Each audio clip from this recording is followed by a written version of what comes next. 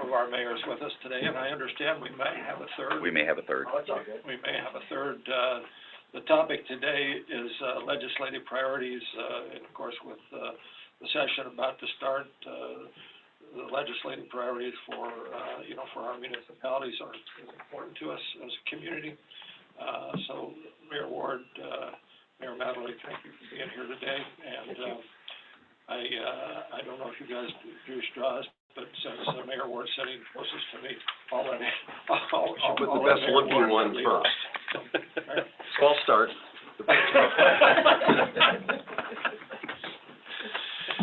All right, so I'll run through these as timely as I can. So we did break our resolution into several different parts this year. And so the idea is that in the past, we kind of lumped everything in together with our legislative funding requests, our capital request, and our programmatic or statutory changes. And so we try to do a better job of separating that today. So we've got our first section in the resolution which talks about the funding requests. These are programmatic funding requests. These are things that are programs that either the borough runs or the state runs that we're asking for operational funds to be contributed to, or even potential capital if that's available. So the first one is the capital school construction reimbursement. So this is something that historically the state has paid 70% of the bond note, depending on the bond, has reimbursed the municipality as part of its obligation, the state's obligation for providing schools and the local community's participation in that program. So last year there was some debating back and forth between the legislature and the governor on how much of that was going to get funded. Ultimately, the legislature and the governor landed on 50% of what they historically have paid in reimbursement. So for us, that's about $4.5 million a year at 50%. So the full bill for our school debt bond is about $14 million a year. Of our contribution, we typically pick up everything up to $9 million beyond that. So in the past, the state has paid all that. This year, they paid half of it. And it's definitely one of those things that's on the table. It's a pretty big bill for the state. It's more than $100 million a year. And so we're definitely keeping our eyes on that. We're asking for that to be funded fully, as it has been in the past. It was included in the governor's budget this year at 50%. So we're essentially at the place we were last year. We did overtax our tax base last year, so based on the cap and the way that works, the relief of about $4.5 million off of the total taxable amount that we can collect this next year. So you will see some adjustment as we kind of get through this cycle and find out what the new normal is. So you will see some reduction from the mill rate last year based on that alone.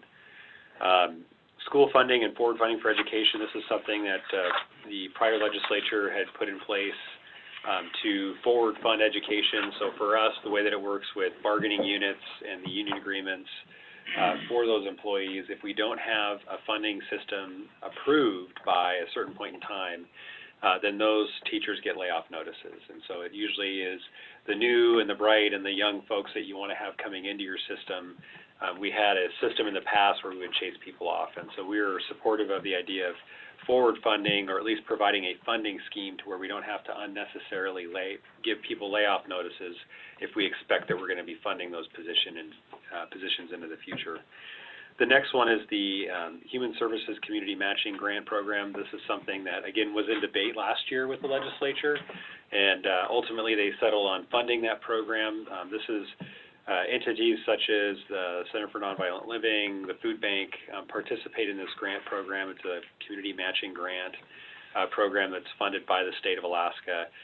We are only authorized to provide match. So if we get X amount of dollars from the state, we have X amount of match, and then we can distribute that to those agencies. And they do a tremendous amount of good work in the community, and we're supportive of that as the Assembly. Why did you say you're only allowed to match? It has to do with our authority as a second-class borough. So we do not have health and social services authority. It was given to the borough, I believe, by a vote of the people a number of years ago, but it was very specific to matching grants.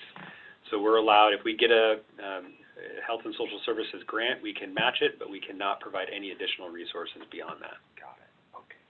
So think of us like a pass-through, and that's the only authority that we have. The second one is PERS contribution rate and developing a long-term strategy. I've been a part of the PERS team with AML that's been looking at this issue. So back in 2006, the state made a major change to the retirement system, public employee and the teacher retirement system in the state of Alaska. And for the PERS system, set a rate of 22%. And so anything above and beyond that, the state makes the on-behalf payment. And so that's what the actuarial rate is.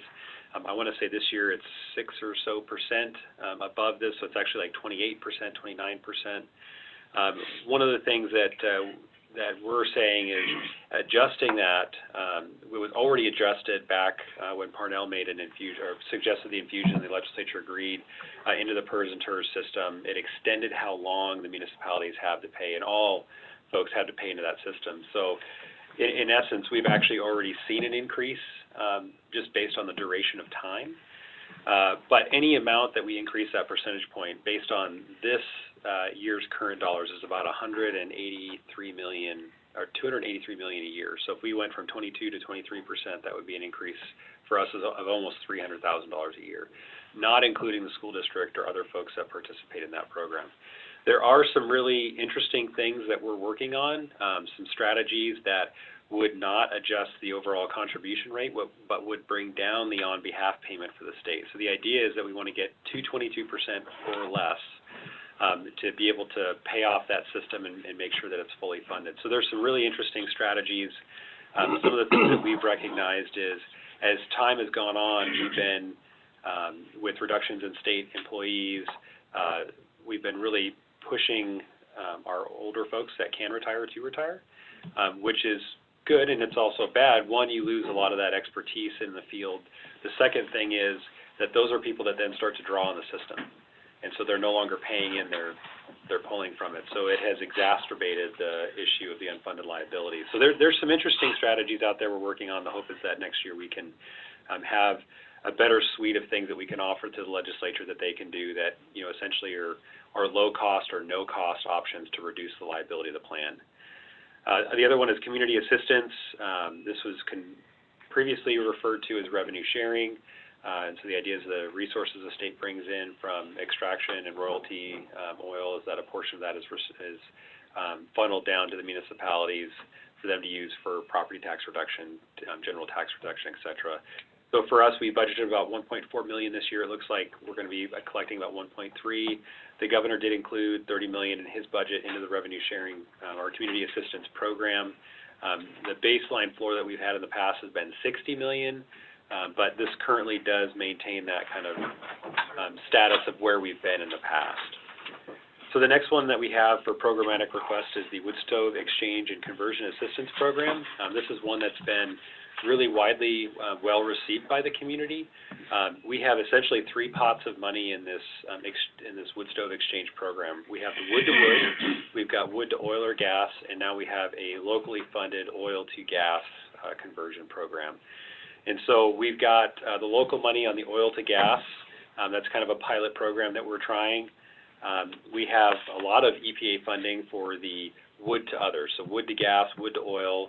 We've got several million in that pot, and that's one that we've been really successful at getting those federal, state EPA dollars for. The one that we're looking for support from the state on is the wood to wood exchange program. This is one that's been a really great tool that we've been able to use in our community. We have about a little bit over $1 million left. It's enough for about 2 years worth of exchanges, but after that we're going to be exhausted in those wood-to-wood funding, in the wood-to-wood funding program. And it's not something that we're seeing as being competitive with the EPA anymore. They're wanting to see us go to the higher, more efficiency, and they're really encouraging programs that get rid of wood stoves. So this will be a local thing that if we want to maintain, we're going to need support from the state on. The request that we don't really have a dollar amount in here. In the past, we've received $1 million. $1 million gets us about 2 years worth of funding. So that would probably be our request if we were asked by the legislature, something along those lines. The next part that we broke out in our resolution that's a little bit different is statutory changes. So one of the things that we did this last year is we sat down with our departments and with our division managers and directors and said, what are the issues in state law that prevent you from being effective in your job, that prevent you from having a good relationship with constituents and being able to deal with these issues on a local level? And so we have a number of those that we've been working on. The first one is service areas, road service areas. So in the past, the borough has been the champion, I think, for a lot of these changes to the service area statutes. We've had strong support from Senator Coghill's office, but there's been an appetite, a reserved appetite by the legislature for some of these things. So we looked at what was successful in the past, some of the concepts and things that we could do to help reduce our overall administrative burden for these, to provide these service areas.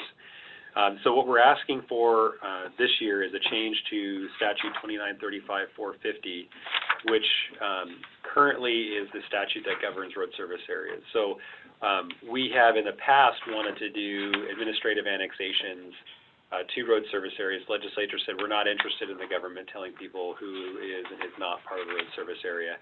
We did get that approved for fire service areas, but not for road service areas. So what we're asking for is if we have two existing road service areas, can we administratively, by ordinance, combine those? And so there's some details that need to get worked out, such as how do you remedy mill rate differences, how do you remedy, how do you do it if one road service area doesn't want to and another does? We've been working with Senator Coghill's office to try to address some of those issues on if they should be a statutory change or if it would be something that would be explained in local ordinance. But the idea is we have over 100 road service areas in the borough. Some of them bring in less than $1,500 a year in taxes.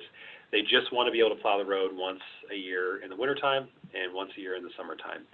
And so it is extremely difficult for some of these road service areas to combine. We actually had one that failed this last year because no one showed up. And so it's some folks are incredibly active with their road service areas, some folks are not, and it does add to the cost. So when you're implementing a $1,500 contract or a $700 contract to plow a road, you have to do the same amount of paperwork as someone that's doing a $70,000 contract to plow a road. So we're looking at ways to reduce our overall administrative burden, which would save the road service areas funding. Still some details that need to be worked out, but the general idea is if you have two existing road service areas, we could go through ordinance, which would still have public hearing, et cetera, to combine those road service areas. A couple of questions, if I may, Mr. Yes. Are road service areas a big issue elsewhere in the state? So that's a good question. We, by far, have the most service districts than any other municipality. Part of that was when they changed the law, I think it was back in the late 80s, a lot of other areas went through and did a large consolidation effort. So Matthew is probably the poster child of that, where they went through and consolidated to 6 or 7 major road service areas. They did that before statute changed. Statute changed, and then we kind of got on the ball.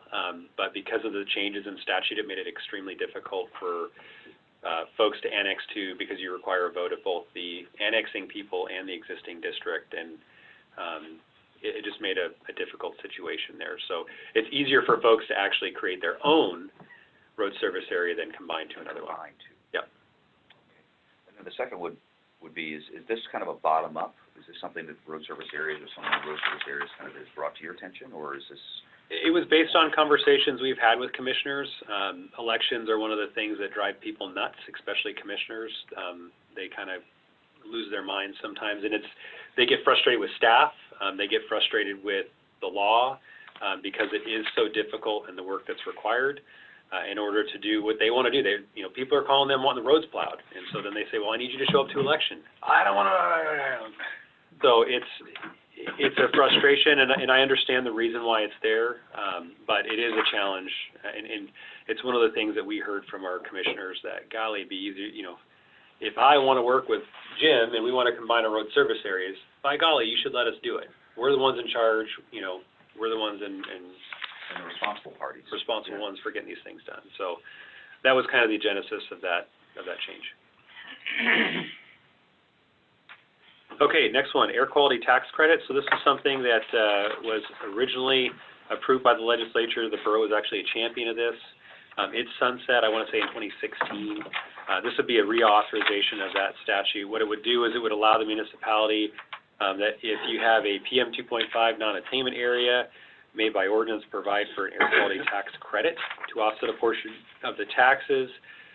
based on doing something that improves air quality in that area. So the idea that we have is this could be coupled with like a wood stove exchange program, where the assembly, if this is reauthorized, would have to appropriate funding to give, essentially, to buy out or credit that taxpayer on the upcoming year. So if you were to do like a wood to an oil or wood to a gas conversion, we would say, hey, here's an extra $1,500 credit off of your taxes for the next year as a way to incentivize those type of programs. So it would require, this is a credit, and so it does require an appropriation by the assembly. It's not a carte blanche. Which is another control that the local level has on it. But we're asking for this to be reauthorized so that we could potentially take advantage of this as part of our incentive program for improving our air quality.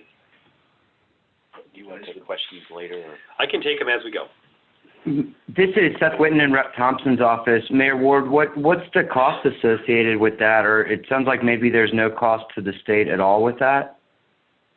Yeah, thank you, Seth. There is no cost to the state. It's all up to the local level, and it would be up to the local level to determine what that was. So, for instance, with a credit program, you would have to appropriate the funding. So if the assembly said, we're going to appropriate $100,000 to an air quality tax credit program, and the credit was $1,000, you would be able to do 100 of those in that calendar year, and essentially it goes until they're extinguished. So if you have 101 people apply, that 101th person is not eligible because there's no funding.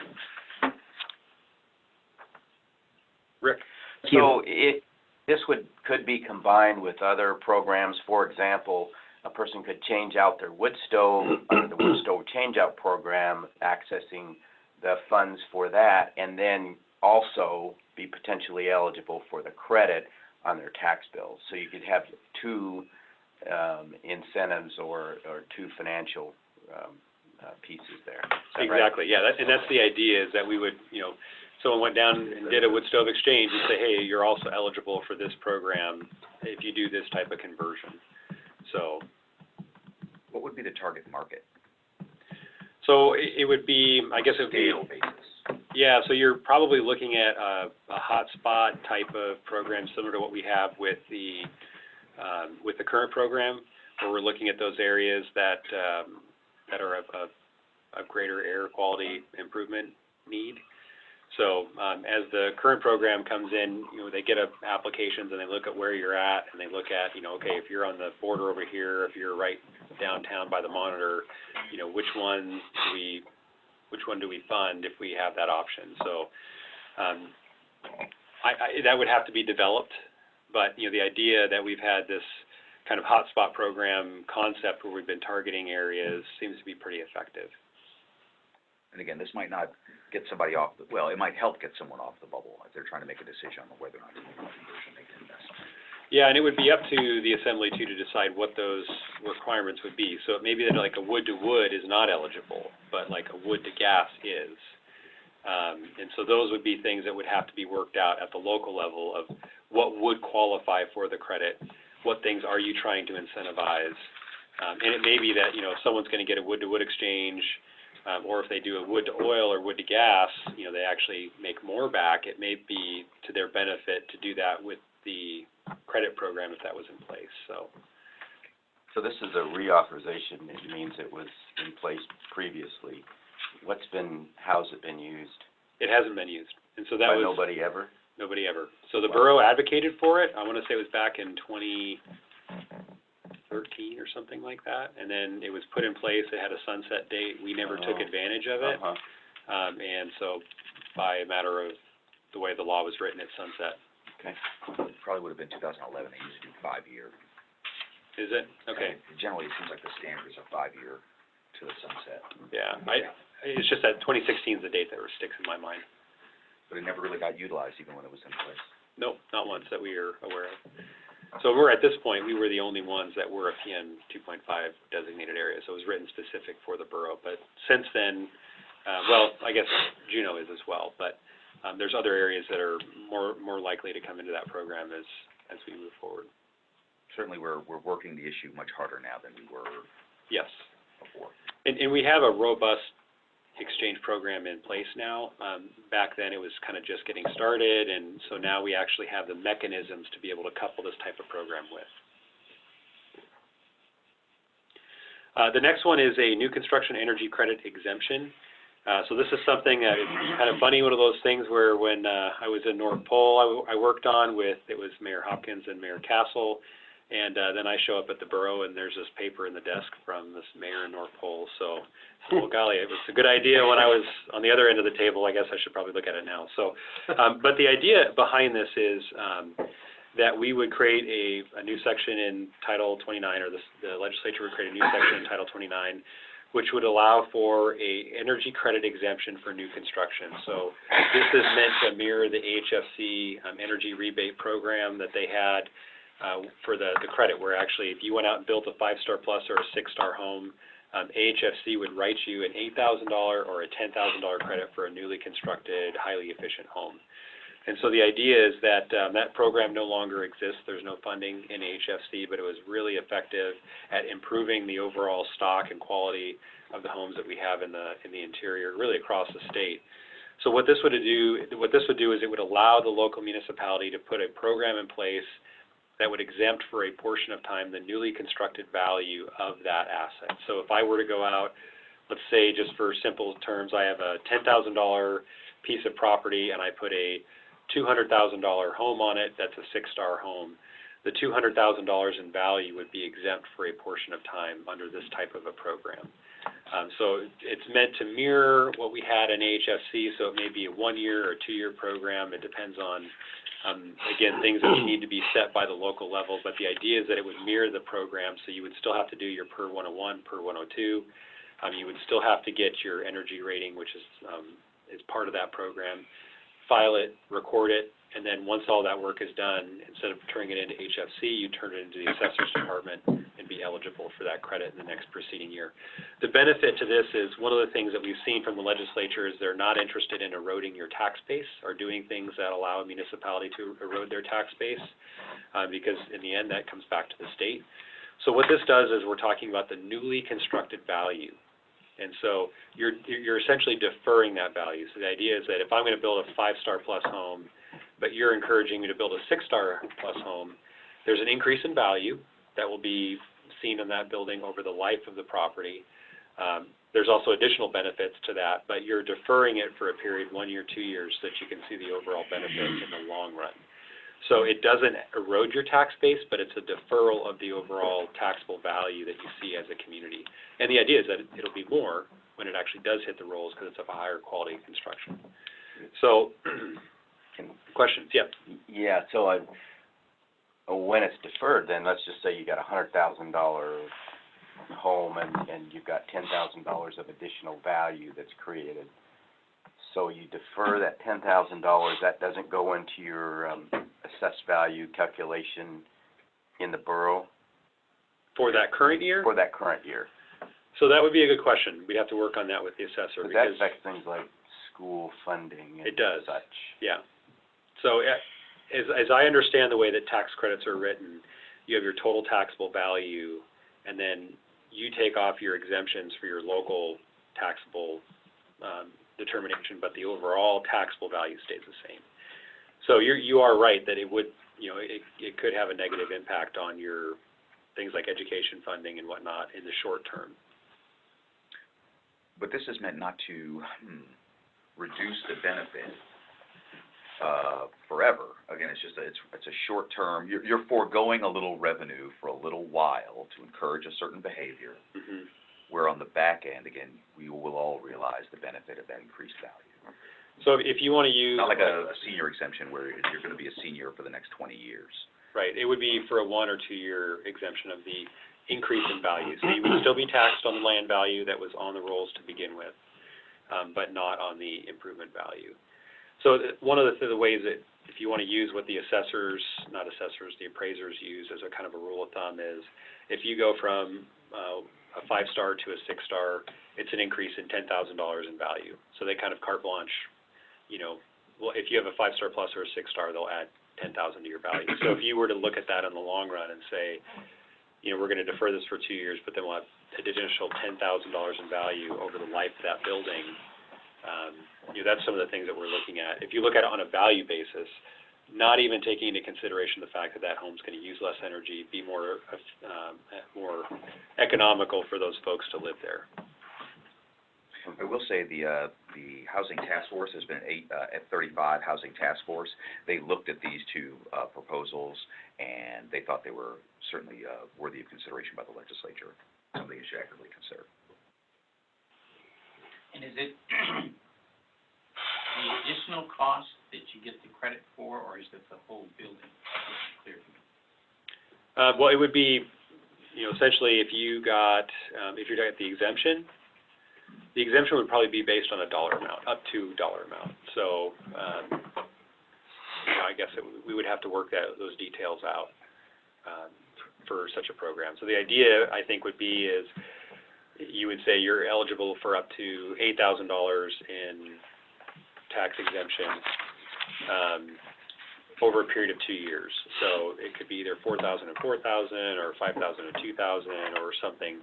But if your taxes don't equal that amount, then you wouldn't be, essentially it would be for the whole value. Well, I guess, no, it couldn't be. It couldn't be. It would have to be just on the improvement value. So it would have to be the improvement value minus the land. So okay. It would depend on if it's new construction. I'm sorry? It would depend then if it's new construction or remodel. Remodel would not count. It would have to be new construction only.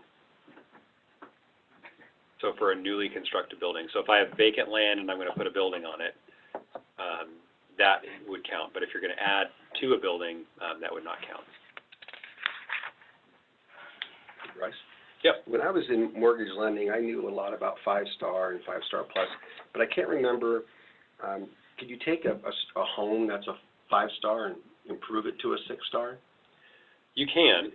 When you start talking about the higher efficiency values like that, it becomes much more difficult. Yeah, You're talking about thermal envelopes and... Because you got the guts already made, the shell's right. already there, and you can't, okay. Yeah. Just curious how It that becomes much more expensive, so Oh, your okay. cost-to-benefit ratio goes way down. About that. So it's easy to make improvements to a 1-star or a 2-star home to bring it up in value, but to bring it up in efficiency. That's the other part. When we looked at programs like for retrofits that have been part of the HFC program in the past, it's very difficult to associate an increase in value from a taxable perspective for a building because it's not part of the equation. And I realize that seems a little bit goofy, but when we look at those type of things, it's much more difficult to do on that type of basis versus for a retrofit versus new construction. New construction is new dollars, easier for us to do. The other added thing that we talked about too is air quality benefits. So when you look at putting in a new higher efficiency home, you're going to have less energy, which means less emissions. Do we have any questions from anyone online on this particular topic? Okay. Okay, I think I've got 2 left here, and then I can hand it over to Jim. So we've been supportive of the state's efforts to look at reciprocity with licenses specifically for military spouses. And so this is one of the things that we've heard has been an issue. The kind of poster child project has been for dental hygienists. If someone comes here from another state, they have to go through a pretty rigorous process to get their temporary license and then eventually get their state license, and it may prohibit them from participating in voluntary programs that have been really beneficial for the state. So what we're looking at is improved reciprocity measures. So the state currently does have an expedited process, but it's a little difficult to know. You have to self-identify. Which it's not like click a box if you're a military spouse. You have to include a cover letter that explains that, which is not intuitive. So folks that are new to this state don't necessarily recognize that, oh, if I include a cover letter that says that I'm a military spouse, I get expedited service for my license. So we have been supportive of these concepts in the past. It's understood that the governor is bringing out a bill that's going to look at state licensing, and we're very interested in hearing what that looks like. The next one is creation of a legislatively authorized military affairs commission. So this is one of the things in my work with the ADC, and then with our convention we had this last year with the ADF, Alaska Defense Forum, that we have seen has been really effective in other states. And so our state does have a group that's been assembled by previous governors. So when I first got involved in local politics, it was AmFast. In fact, actually Jim Dodson was a member of that group.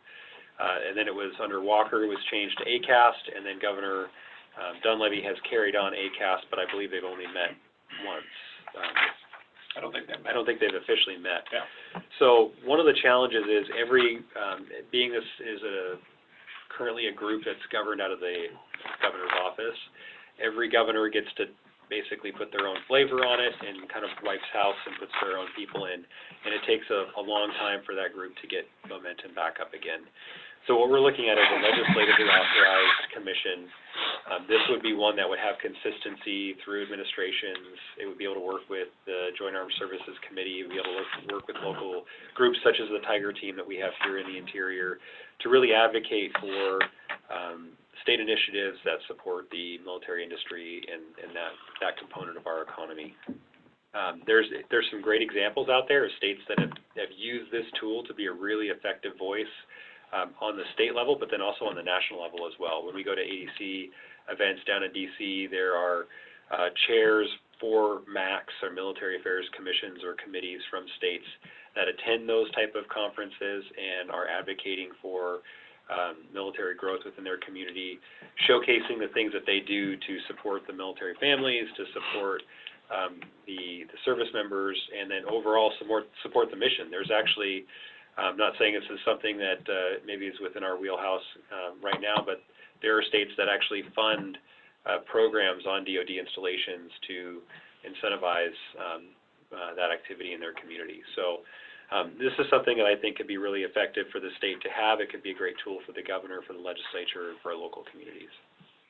And if I may, Mr. Mayor, just for our legislative friends online, this is distinct from, say, the special committee of the House, Military and Veterans Affairs, or say the the JASC, Joint Armed Services Committee, between the two.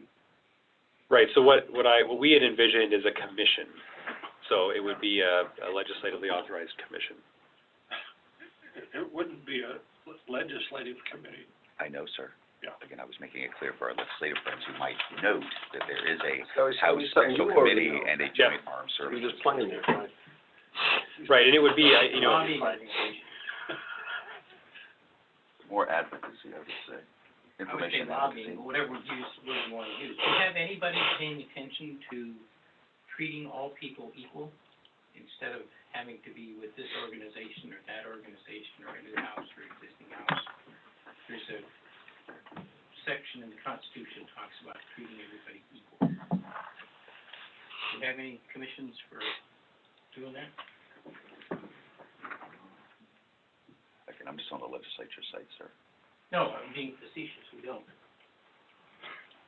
And the point is, Mike, Well, somebody else on everything that's mentioned here is a special benefit for some group, something. And then everybody else is left holding the bag, like military spouses. Yes, they should have reciprocity. So should somebody that comes up to work for Fred Myers. It shouldn't depend on the the fact. circumstances are different, Mike, and probably best talk about this offline, but the circumstances are certainly different. You know, from FEDC standpoint, and we look at this a lot, you have to look at where are those areas that we can grow the economy. Military obviously is one, and I think the state has been very effective of it, you know, because I of just pointed out. efforts like Rice. Anyway, Yep. Mayor Ward, is that it for you? that's it. Okay, well, Jim is anxious to get in the harness here, so. Do I look anxious? Am I anxious? Well, thank you. Thanks for having me this morning, Jim, and good morning, everyone, and Happy New Year to everybody. 2020. 20 years ago, we had Y2K. Nothing happened, and we're all still here. Thank you, Rick, for that. I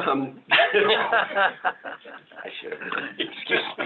It's fine. I'll move away next time. It's winter. Fell down, coming up the stairs, fell down here. Like Have a heart attack. lunch break. I want to say good morning to, I have Chief of Staff with me, Mike Meeks, who I really enjoy working with, and I also enjoy the good working relationship with Mayor Ward and Mayor Welch as well. We all get along well, and that's important. I think it's interesting that when Bryce and I talk about things, he's got, you know, we're both mayors, but we have a very different set of things that we deal with. It's pretty interesting. So here's our legislative priorities. We broke it up into two groups, legislative and a few capital. The first one on our list is something that Mayor Ward touched on. It's always our first ask, is that we want to stay at 22% PERS. We do not want to go up in PERS. That's always our very first ask. And you already heard from what Mayor Ward said, 1% is 300,000, I think is what he said. So it's a big cost for us in the city. So we'd love to have it lower, but we're very concerned about the unfunded liability, like a lot of folks are in this room and around the state. Second is also touched on by Mayor Ward, the Community Assistance Program. You know, that's an interesting program to think about. Back in the mid-2000s, I think the city of Fairbanks at one point got $2.5 million from community assistance, and that's been dwindling for years and years. As many of you know, I think we're at 300,000 or 400,000 now. And so even though we have, say, a cannabis tax coming into the city now, which I think is about $1 million, which is good, it goes nowhere near making up for what we've lost through community assistance. And my first year as mayor, I even put in zero in my budget to give to the council because I just don't want to depend on it. But the council put some money in because they anticipate something every year. So we'd like for them to fund it to the $60 million annually to the program, and who knows what we'll get out of it. But we certainly would like some help from the state on that. I don't want to tax anymore. And thank goodness we have our permanent fund that the city has. It's a healthy fund, and we draw down 4 or 4.5, Mike, which is it? Is it 4% a year? I believe so. So 4% a year to help keep the cost of living down, the taxes down. So that's number 2. Number 3 is... Looking at the, if I may... Oh, go ahead, I'm sorry. Just want to confirm, just looking at the verbiage, it looks like they are wholly consistent with the ones that have been adopted by the borough. So there is alignment there for sure. Yes. Okay, very good, sir. And it's also consistent with, AML. Very good, thank you. Yeah, good point, thanks, Mike. Next up is one of our biggies we're dealing with is PFAS. I've had lots of meetings with folks down in Juneau about PFAS. It's not just a Fairbanks issue, it's the state, it's all over the country. It's going to be a huge problem, especially for a lot of the airports that still use it. I think they're required to use it until they can stop using it. So we're asking for some money to help offset the expenses. When we found out about the PFAS from our fire training center, we kicked into gear fast. The city actually got some kudos from the EPA and the state on how fast we hooked up some people to city water. I think we've spent $4 million so far on hooking people up, 20-some locations, going down Davis Road. Of course, there's anxiety with some homeowners because this guy here tested enough to get it. This person over here did not, because we're testing. And if it's a certain threshold, then we hook them up. So the plume is moving. So we have to keep testing. So we're asking for some help with that. And something that frustrated me, just to let you know, is we know that fire training center wasn't used just by the Fairbanks Fire Department. The city of Fairbanks Fire. It was used by many agencies. So when I asked Paul Ewers, our city attorney, to reach out to all those other agencies, they all said, oh, we have no record that we used it. We wouldn't be able to tell you what, because we wanted a little financial help from a lot of people that used it, but everybody ran for the hills. So we didn't, so we're kind of left holding the bag on it, and we know it's the right thing to do, but we're asking them to do some funding to help us, and we're going to join in a lawsuit nationally against 3M for all of this. It's a real mess, and it's a real danger. Rick. So I think I saw an announcement of some new rules that would regulate, PFAS. Is it pronounced PFAS or PFAS? I've said PFAS, but in any event, I saw those, and I don't understand how that would impact categorization and all these things. Could you describe that a little bit? Yeah, so what it does is it changes the way that it's dealt with. So it currently wasn't being dealt with as a hazardous substance, which kicks in a whole set of regulations. And so I believe that the federal government is designating it as a hazardous substance, which then kicks in a whole bunch of requirements under federal regulations on how it's to be treated, both as a contaminant for cleanup, et cetera. So are there existing funding sources available for hazardous materials? And Well, this would compete for them, or with everything else, asbestos, for example, or any specific funding associated with this? I don't believe there was any specific funding that was associated with it. And a lot of the concern that we've heard from the congressional delegation has been in why they've been hesitant to declare it a hazardous substance, because it has cascading effects down the chain of who deals with it Sure. once they do have it, if they contributed to it or not. So, Yeah. like, as an example, the wastewater treatment system here in Fairbanks that now has to deal with it, they didn't have anything to do with it, but now they have a hazardous substance they have to deal with. So there's cascading effects, and we're still trying to figure out what exactly the changes mean for us at a local level. I'm not sure what they mean for the city, but Yeah, I'm not sure. I mean, I think the state put in about $9 million in researching some of this. We think it deserves more. Commissioner Bruni is really hot on this, and we've talked with him a lot about it. I mean, it's a huge issue, and it's worse in some areas of the state. Like Gustavus, I guess, has just got it horrible up there in their little community. So it's all over the place. It's a real big problem. So, you know, that comment, you know, that there's money for research and characterization, and what we're talking about here is for abatement. For dealing with the issue. Do we have a feel for the dollar figure we're looking for? Or just any little bit would help to defray some of these costs? I don't think the problem is defined yet. Right. We haven't given a dollar amount. We've put out $4 million. We just like something. Bingo, that's what I was. That's what we've spent, Okay. from the city side of things, which is the right thing to do. We agree with that. But it's a statewide problem. We need some help from the state. Mike? I believe there's new federal language that I haven't been able to read yet, where the federal government is allocating money to the military. You either look at military firefighters or this issue. That's the crack in the door for federal dollars, because if the military starts giving money, we will make our case that, wait a second, you know, the military used that training facility, so that might be a tag 2 to 3 years down the line.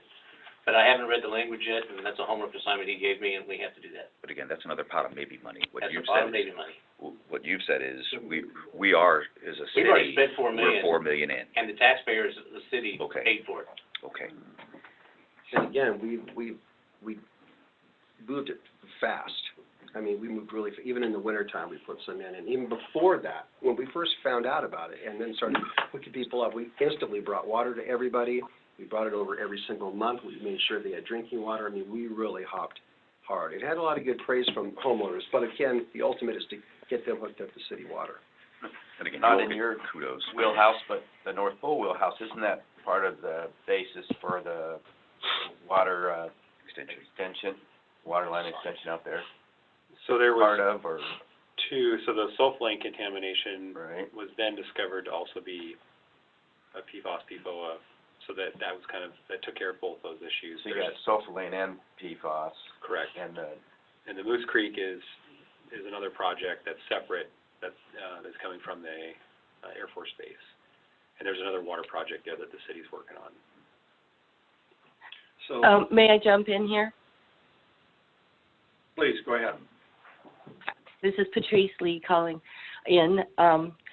We have recently written a letter to Mark Espy, the Secretary of Defense, and in that letter we asked that they stop the incineration of the PFAS until they know the effects. We've asked for more money to be put into the situation. I'm not sure if you have copies of those letters or not, but I'll make sure that you do. They're quite well defined and done by a top law firm in the United States that deals with PFAS. And the problem in Gustavus is not necessarily worse than here. It's horrible, but it's well defined. I've been intimately involved in that research, and they're doing the blood testing for people in those areas. And we're going to begin doing that as soon as we secure some funding, which should be coming pretty soon, so we define, just exactly how people are affected.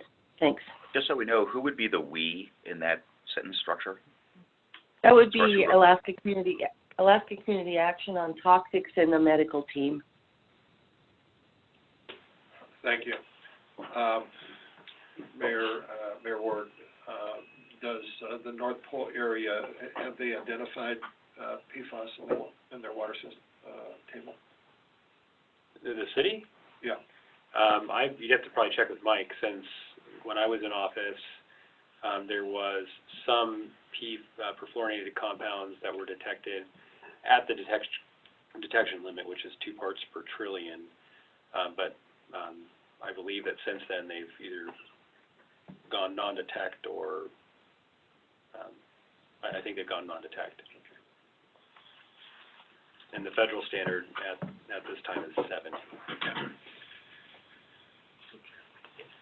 May I jump in there?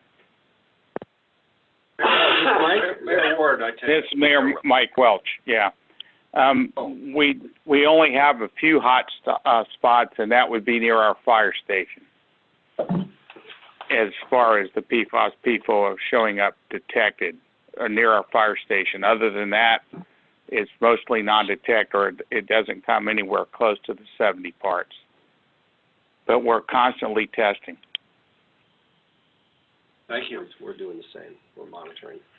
We just need some financial help to keep monitoring. Among other things. Among other things. Jim, go ahead. All right, thank you, Jim. Conversion assistance, you heard Mayor Ward touch on this a little bit too. The LNG tank is done, $5.2 million. We're looking for assistance from the state just to encourage people around the city to, convert the boilers. We're hoping for that. So I just wanted to point that out too. We all want people to convert, and we're looking for some financial incentives for folks to do that, so we can do that in the city. Next up, number 5 caused a lot of concern in the council. We had lots of discussions about this House Bill 79, which moves things for certain employees from the defined contribution back to defined benefit plan. And that's caused a lot of discussion on the council. So we do have a concern with that because of unfunded liability and the amount of money that we're afraid, we'd have to pay back out of this thing. And we know there's a $3 billion infusion in 2014, but the unfunded liability for the state is the largest in the country. And there's a few things we didn't like about it, and one of them is that it only allowed certain classes of employees. We only dealt with the firefighter side at this point, but there's other employees too. So we're going to be watching that one really, really close. We moved out of defined benefit a long time ago because of the money problems. And we think that some of when we met with the firefighter union, some of their estimates for returns of money were pretty lofty. Mike, what were they dealing with, a rate of return on some of that stuff? 7.5%, Yeah. I believe, is what they had down to make this work. And which we don't think is 2019, you would have gotten that, but 2015, 14, 13, you wouldn't have. So we have enough money we spend on this already. We don't think a defined benefit's going to help. So we put out a notice to the Interior delegation about that. Unfunded liability is a huge issue for the state. Next up we have a new police chief, as you know, we hired in June from Anchorage, Nancy Reeder. She came to us about the SART funding, which is sexual assault kits. She needs some more money for that. So we're asking for $300,000, which would give $100,000 to Anchorage and $100,000 to Fairbanks. Right now, we all share the same pot. There's not enough money to go around, and so we need more for that. So we're asking for that as well.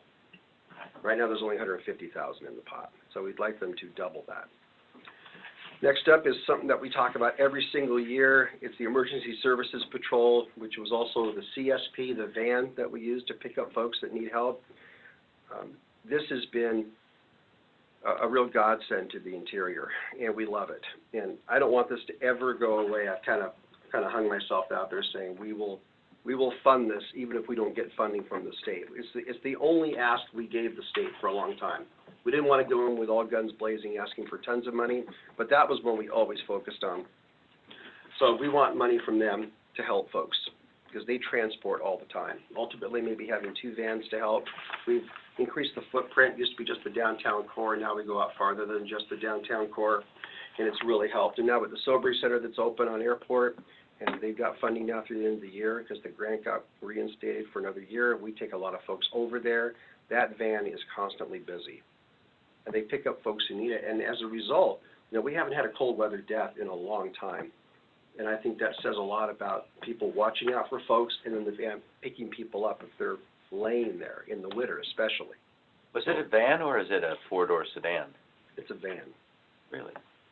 Because I was on the Did they side. pick you up?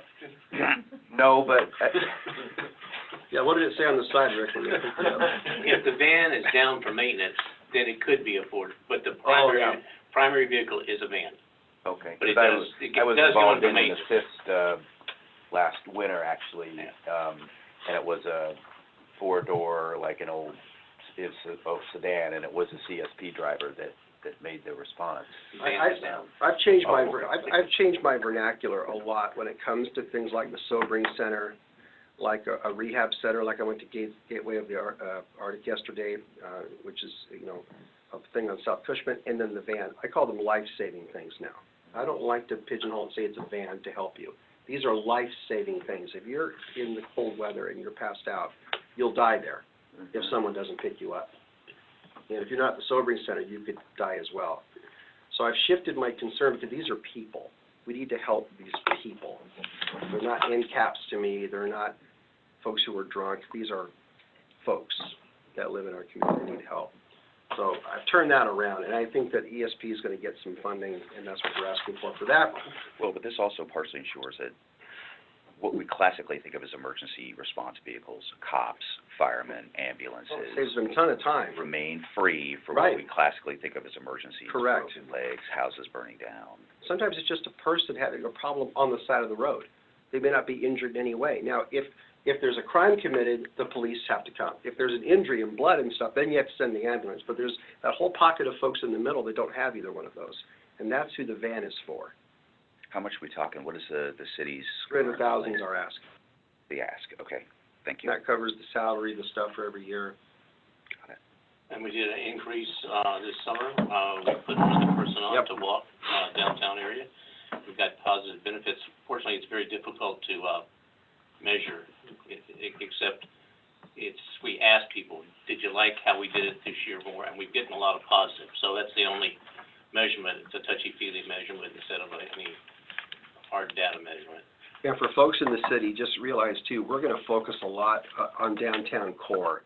It's improved in the last 20 years. Anybody who's lived here for any length of time has seen that. However, there's still some issues in Golden Heart Plaza that we deal with, folks that are loitering there a lot. Some are publicly inebriated, and you can see it. Maybe we need to change that, because it's not against the law to be inebriated and sitting in, unless you're accosting someone, then they can arrest you for assault, of course.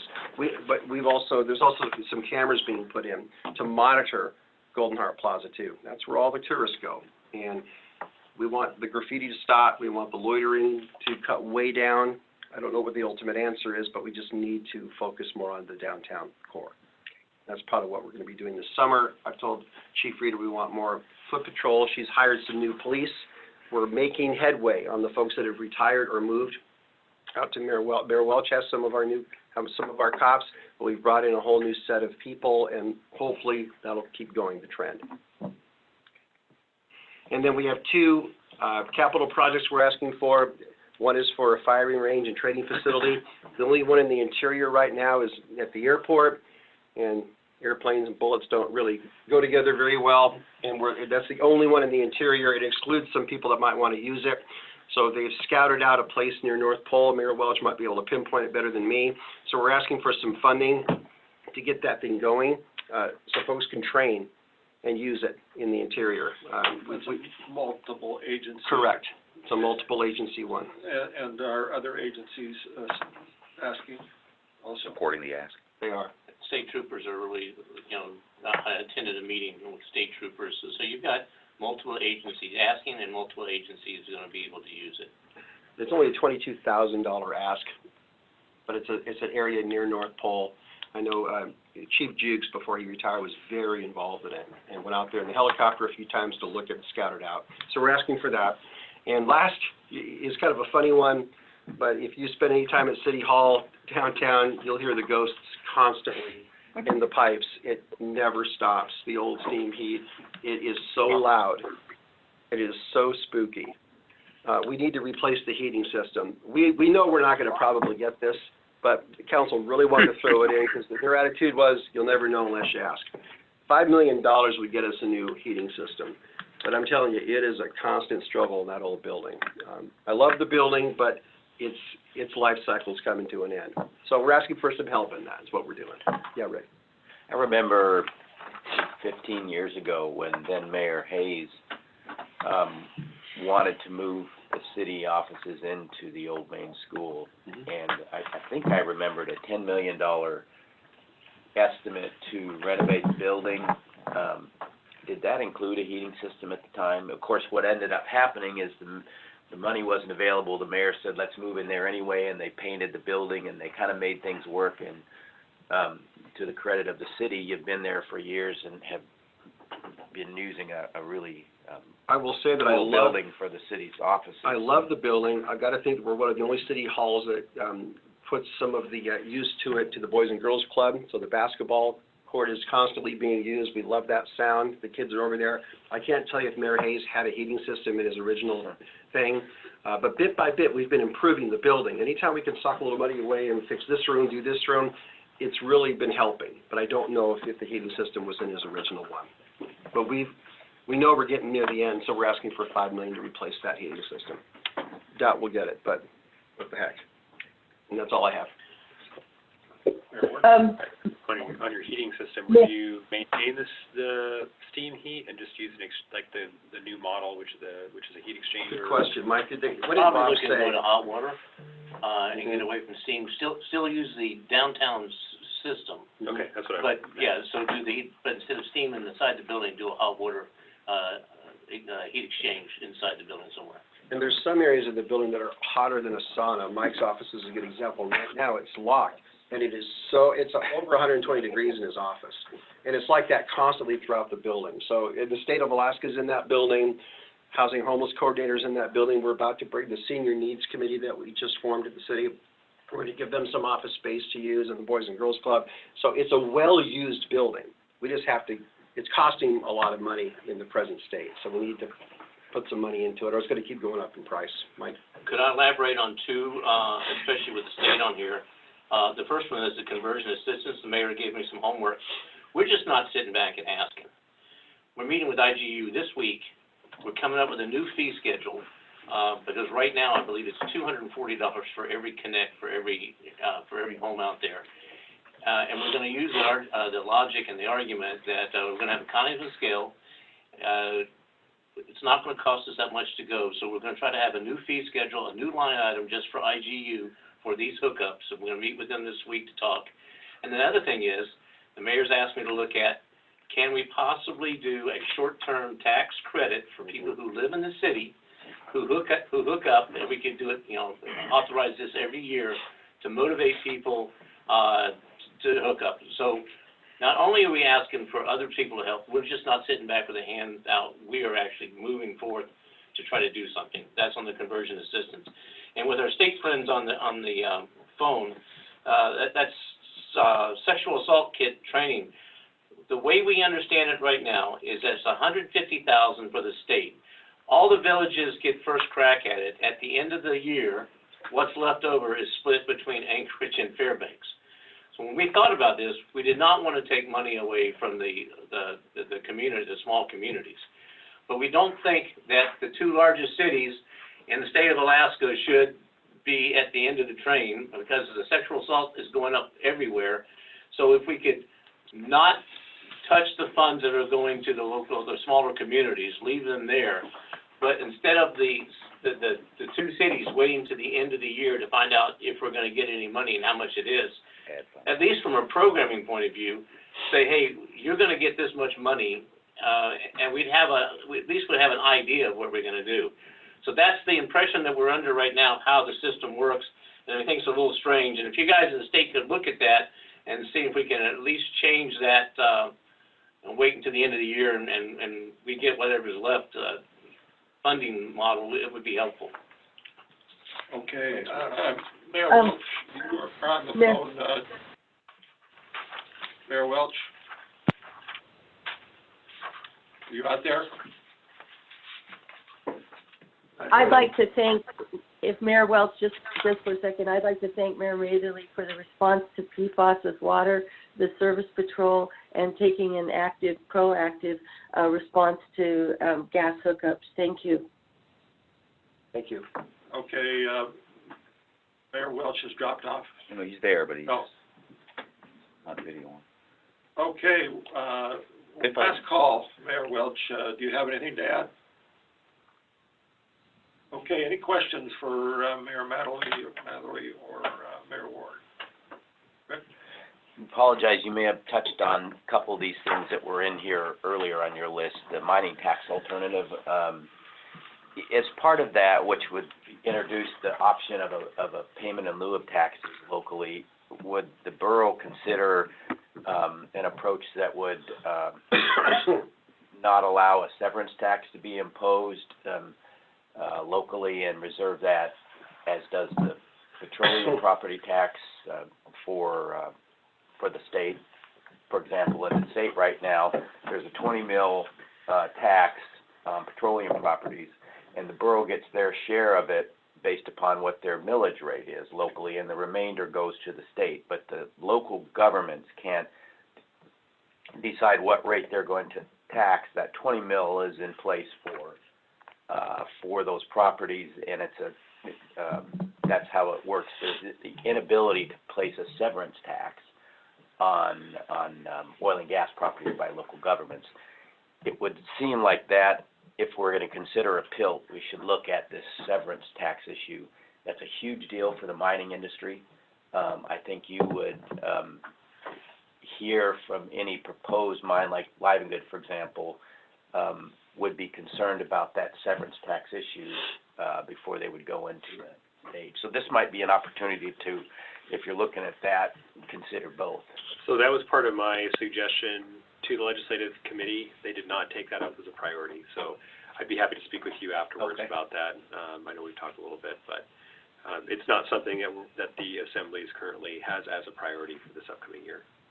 And this was the legislative committee's work after you submitted something, So or full assembly? I think if you have the white, I do. if you have the version that went to the committee, does it say white paper? It says white paper. Okay, that was my thoughts to them, and then they took that and submitted the resolution that was ultimately adopted by the assembly. Oh, so theirs did not include Correct. the PILT? Yep. I see, So they told me, go back and work on it some more. I see. So I'm continuing to do that. I'd be happy to talk with you afterwards. All right, thanks. Okay, other questions other than Joe? No, go ahead, Joe. Kind of a lob out. I was reading in the paper, again, we all know about the Port of Alaska, Port of Anchorage, and their requirement for funding.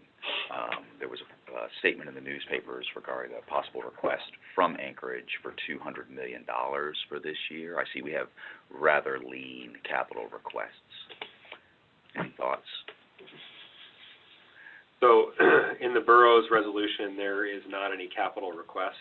We're currently in the middle of our capital improvement program process, and so the idea is that once we understand the scope of the projects that the assembly wants to look at, and then as we, in theory, your capital improvement program would dictate your request or your need. So we're a little bit behind the ball on that, but we'd rather put our energies into the CIP, make sure it's done properly, and then have a legitimately tangible list that we could say, this is what the need is, this is what we're currently funding at. If there is a partnership there, then that would be available for the legislature, but we don't have anything at this time No, it's fine, you're still building the list. Yep.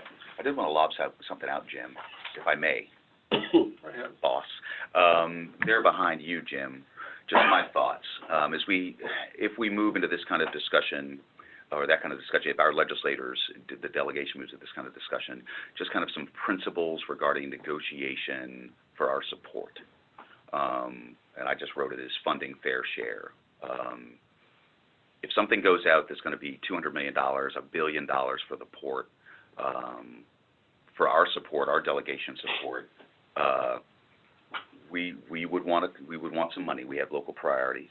We would want as a fundamental that it be new project money, not money to pay back past obligations that the state has already accrued in our regard. An example would be the tax credit for the LNG storage tank.